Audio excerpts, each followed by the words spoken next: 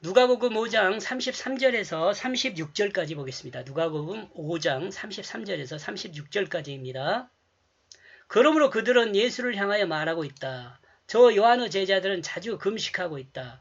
그러면 또한 그들은 기도하고 있다.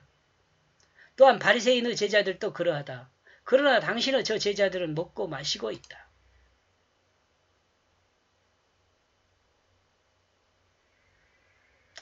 말꼬리를 돌리고 있는 거죠. 말을 돌리고 있는 거예요.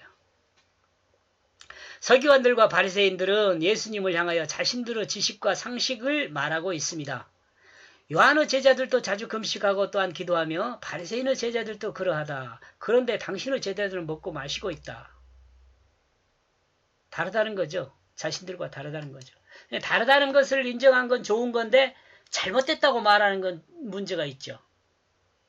우리는 금식하는데 너희는 금식 안 해. 그러니까 우리가 서로 달라. 좋아요. 거기까지 다른 거 인정해요. 다른 건 말했으니까. 근데 그러므로 너희는 잘못됐어. 우리와 같지 않으니까. 이러면 문제가 되는 거죠. 나와 같지 않으니까 당신은 잘못이야. 우리가 논쟁을 할 때도 그런 경우가 많죠. 당신이 나와 같지 않으니까 당신 잘못이야. 이렇게 가버리면 곤란하죠. 우리는 금식을 왜 하는지 알아야 합니다. 어떻게 설명이 나오는지 모르겠어요. 만약에 안 나오면 금식에 대한 부분도 한번 생각을 해보죠. 아니, 제 여기 내용, 공부하는 내용을 다 들으신 분이라면 이 금식에 대한 부분이 나옵니다. 금식은, 자기 자신을 죽이는 작업이에요. 자기 자신을 죽이는 작업. 34절. 그러므로 예수님은 그들에게 말하고 있다. 그 혼인집에 그 아들들은 그 자신들을 금식하게 할 수 없다. 그 신랑과 함께 있는. 예수님은 그들에게 비유를 설명하고 있습니다. 왜냐하면 아직 그 실제적인 일이 일어나지 않았기 때문이다. 혼인집 사람들은 신랑과 함께 있을 때 그 자신을 금식하게 할 수 없다.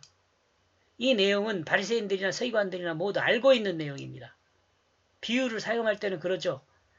알고 있는 것을 통해서 모르는 것을 알 수 있게 하는 게 비유잖아요.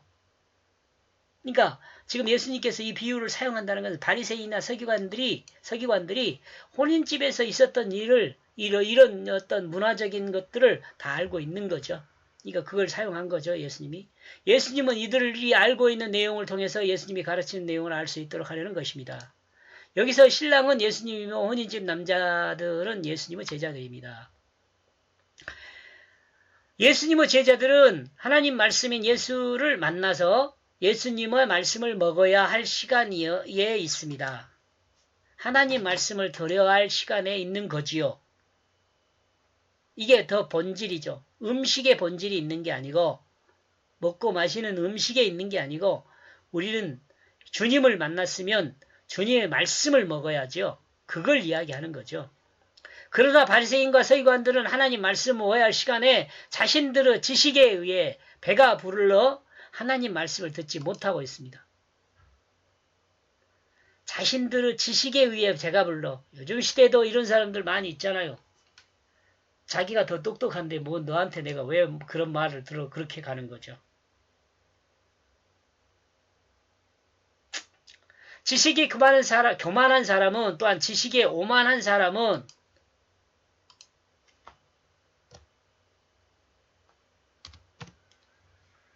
바리새인과 서기관과 같은 그 모습을 드러냅니다. 세속의 명성에 지식을 사고 파는 그 어리석음 안에 있게 되는 것이죠.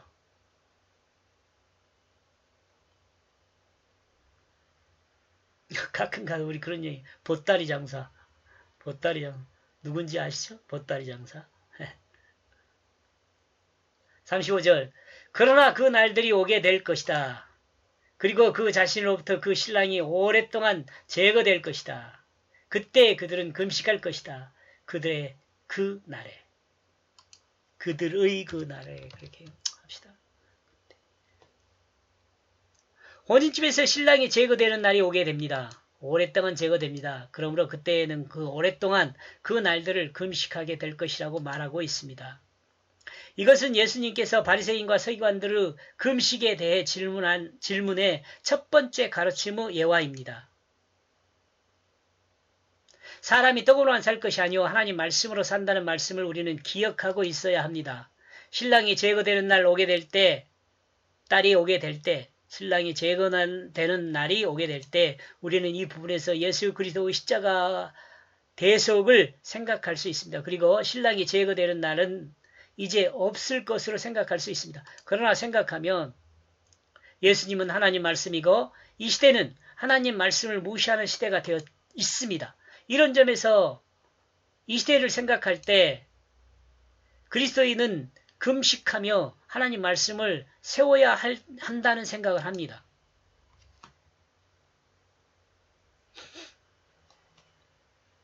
성경 말씀은 우리가 쉽게 대할 수 있습니다. 그러나 성경 말씀을 통해 우리에게 계시하신 하나님의 뜻은 쉽게 접할 수가 없는 것이 현실입니다. 신학적인 문제라든가 자의적 해석, 그러니까 자기 지식 안에서 성경을 해석하는 것에 의해서 그럴 수 있게 된 겁니다. 이런 때는 하나님 말씀이 귀하죠. 또한 개인적으로도 자신의 삶에서 하나님 말씀이 제거되고 자신의 정욕을 따르는 세속 생각이 가득 차게 된다면 그 음식을 통해 자신의 정욕을 따르는 생각을 죽이고 하나님 말씀을 세우기 위해 금식이 필요하다는 생각을 하여 봅니다. 36절 그러고 그런 말하고 있다. 또 비유로 그들을 향하여 왜냐하면 아무도 없기 때문이다. 새 옷에서 한 배 조각을 찢어 낡은 옷에 붙이는 사람이. 그러나 만약 그렇게 하지 않으면 또한 그 새 옷을 찢게 될 것이고 새 옷에서 찢은 조각은 낡은 옷에 합해지지 않게 될 것이다.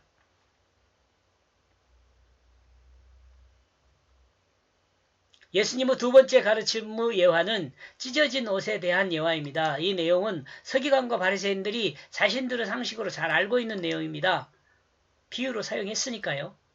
헌 옷이 찢어진다면 생배 조각이 아닌 낡은 옷의 그 배 조각으로 그 호선을 수선하는 것이 정당합니다.